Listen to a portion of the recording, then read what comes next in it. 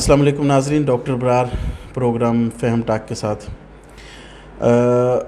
پاکستان میں ناکام معاشی پالیسیوں، کساد بازاری اور روپے کی قدر میں مسلسل گراوٹ کی وجہ سے جو غربت ہے، شرح غربت وہ 50% سے اوپر ہو چکی ہے۔ یہ رپورٹ ہے Pakistan institute of development economics کی۔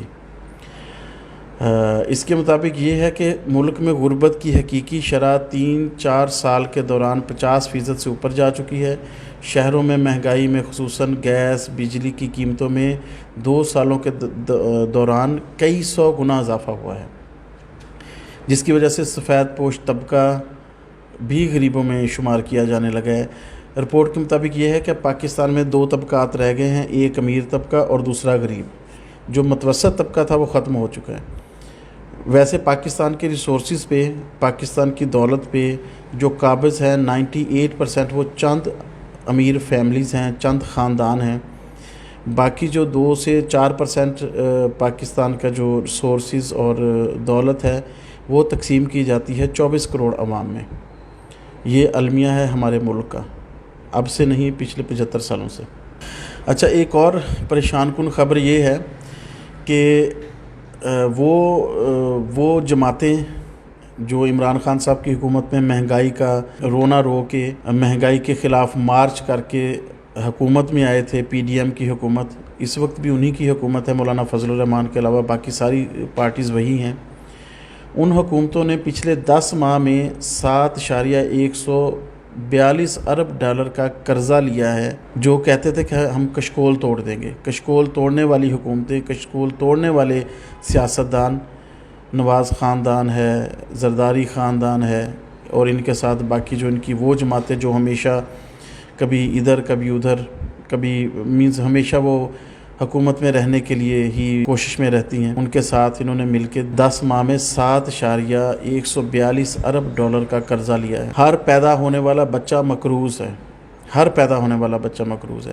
پچھلے دنوں ایک بہت انٹرسٹنگ ویڈیو تھی بچے کی، یہ بچہ، اس کے بارے میں کسی نے کمنٹ کیا ہوا تھا، یہ بچہ وہ ہے جسے پتہ چلا کہ میں تو لاکھوں روپے کا مقروض ہوں، پیدا ہوا، میں نے ابھی پیدا ہوا ہوں، میں نے کچھ کھایا نہیں، کچھ پیا نہیں، ایون کہ ماں کا دودھ بھی نہیں پیا، اور میں لاکھوں روپے کا مقروض ہو گیا۔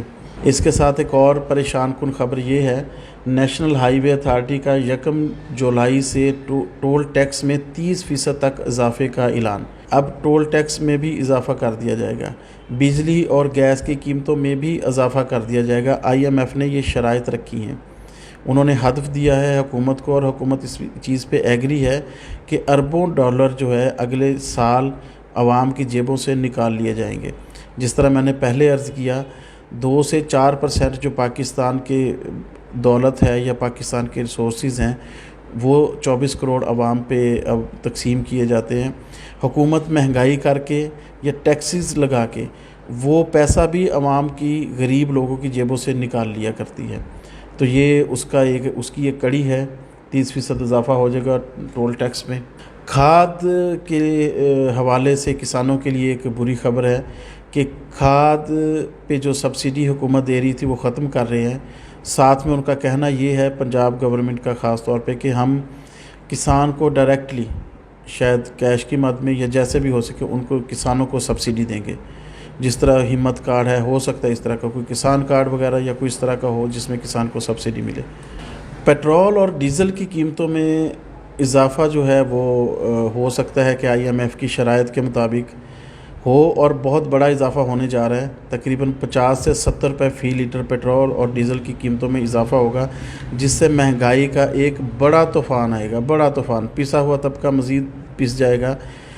پیٹرول یا ڈیزل یا بجلی کی قیمتوں میں اضافے کا اشرافیہ پہ کوئی اثر نہیں ہوا کرتا، کیونکہ وہ بھی عوام نے ہی پے کرنا ہوتا ہے۔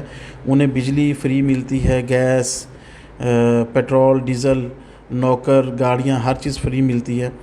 ویسے دیکھا جائے تو نہ سمجھ میں آنے والی بات ہے کہ اربوں ڈالر کا مقروض ملک، اس کو چلانے والے جو ہیں وہ، ان کا جو زندگی ہے، ان کا انداز زندگی وہ بالکل سادہ ہونا چاہیے تھا، لیکن وہ سادہ نہیں ہے، اربوں ڈالرز کی وہ سہولیت پہلے اپنے لیے رکھتے ہیں اور بچا کھچا عوام کو دیتے ہیں، پھر عوام کی جیبوں سے بھی باقی چیزیں جو دیا ہوتا ہے وہ نکال لیتے ہیں۔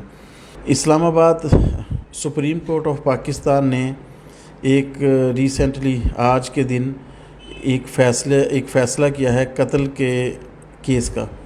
اس میں یہ ہے کہ 17 سال پہلے لودھرا کے علاقے میں ایک قتل ہوا تھا، جو اس میں ملزم تھا وہ 17 سال جیل میں رہا۔ اس کے بعد آج اس ملزم کو باعزت بری کر دیا گیا کہ وہ قصوروار نہیں ہے، لیکن دکھ کی بات یہ ہے کہ وہ ملزم 4 سال پہلے جیل میں انتقال کر گیا۔